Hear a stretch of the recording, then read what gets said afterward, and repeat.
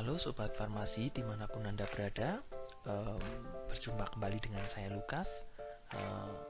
Pada kesempatan kali ini kita akan belajar mengenai suplemen-suplemen yang digunakan dalam pengobatan COVID.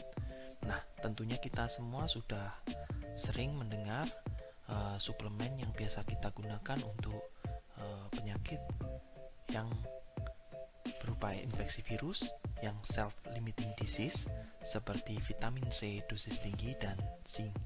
Pada kesempatan kali ini kita akan belajar mengenai vitamin D dan apa peranannya dalam pemulihan pasien dengan penyakit COVID-19.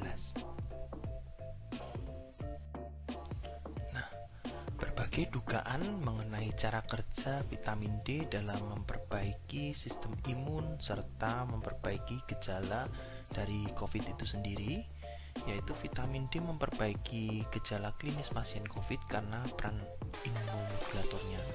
Dan vitamin D ini serta molekulnya diketahui secara langsung atau tidak langsung mengatur berbagai jalur trombotik. Nah, pada pasien COVID itu sendiri, keparahan atau kematian pasien COVID ini biasanya disebabkan oleh hipoksemia progresif, ARDS atau acute respiratory distress syndrome, gagal nafas, serta kegagalan multi organ. Kemudian adanya gangguan koagulasi yang tersebar. Untuk melihat keparahan dari pasien COVID, ada beberapa parameter yang diperhatikan, seperti oksigenasi, biasanya diukur saturasi oksigennya, kemudian adanya proses peradangan seperti interleukin 6, kemudian kerja organ, dilihat ureum kreatinin, itu melihat fungsi ginjalnya, kemudian EKG tentu saja untuk melihat fungsi jantung, dan koagulasi biasanya ada peningkatan kadar D-dimer dan fibrinogen. Nah, adanya hiperkoagulasi ini merupakan penanda prognosis yang buruk. Aktivasi koagulasi dan respon inflamasi merupakan penyebab dari pembentukan trombus mikrovaskuler yang sering menyebabkan disfungsi organ pada pasien dengan sepsis berat. Nah, sekilas mengenai vitamin D ya. Vitamin D sendiri ada dua macam, yaitu vitamin D2 dan D3.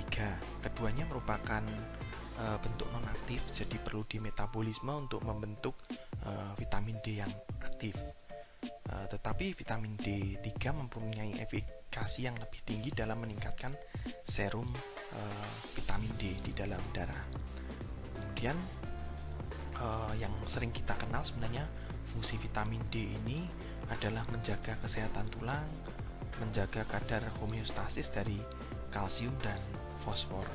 Tetapi selain pada fungsi tradisionalnya, vitamin D juga mempunyai peran dalam proses fisiologi seperti proliferasi, diferensiasi sel, apoptosis, dan angiogenesis.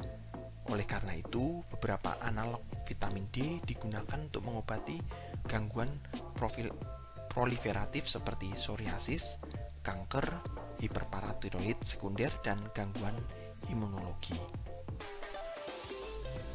Nah, kita lihat tadi tanda keparahan dari COVID sendiri juga ditandai dengan adanya reaksi-reaksi inflamasi. Nah, kita lihat hubungan dari vitamin D dan inflamasi, bahwa vitamin D membatasi produksi sitokin inflamasi dan menghambat proliferasi sel pro-inflamasi.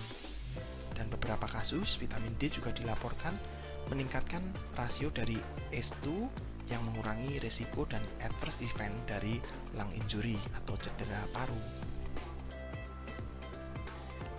Nah, hubungan antara vitamin D dan COVID-19 sendiri adalah beberapa mortalitas pasien COVID-19 itu meningkat dengan adanya komorbid seperti diabetes, gangguan fungsi ginjal, dan hipertensi, di mana semua komorbid tersebut berkaitan dengan defisiensi dari vitamin D. Nah, ternyata dari beberapa studi membuktikan bahwa vitamin D ini mempunyai kemampuan untuk regulasi kelainan trombosis.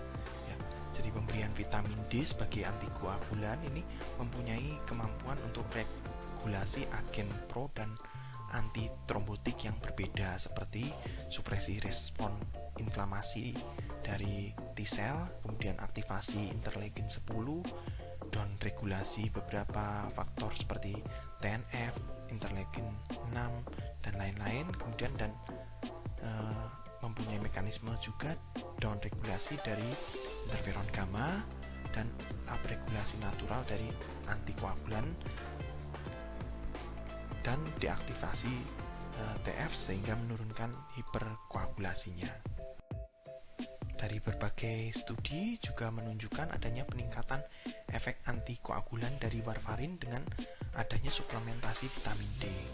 Nah, karena dapat meningkatkan efek dari antikoagulannya, maka penggunaan warfarin dapat dikurangi dosisnya. Sehingga dengan pengurangan dosis tersebut, resiko perdarahan jadi juga berkurang. Untuk vitamin D sendiri, apabila kita ingin mengkonsumsinya, ada berbagai macam pilihan dosisnya. Yang pertama adalah vitamin D3. Itu ada beberapa pilihan, 3 pilihan dosis, ada 400 IU, 1000 IU, dan 5000 IU. Sedangkan untuk pasien COVID sendiri biasanya disarankan untuk dosis 1000 IU dan 5000 IU. Kemudian vitamin D dalam bentuk aktifnya yaitu kalsitriol ada 2 pilihan dosis, yaitu 0,25 mikrogram dan 0,5 mikrogram. Demikian sedikit yang dapat saya sampaikan mengenai vitamin D dan COVID-19. Untuk teman-teman yang tadinya hanya mengenal vitamin D sebagai fungsi tradisional untuk menjaga kesehatan tulang dan rangka, semoga dengan penjelasan ini dapat memberikan sedikit pencerahan. Terima kasih untuk mendengarkan dan jangan lupa untuk subscribe YouTube channel saya, dan kita berjumpa lagi dalam kesempatan lain dan pembahasan yang lain.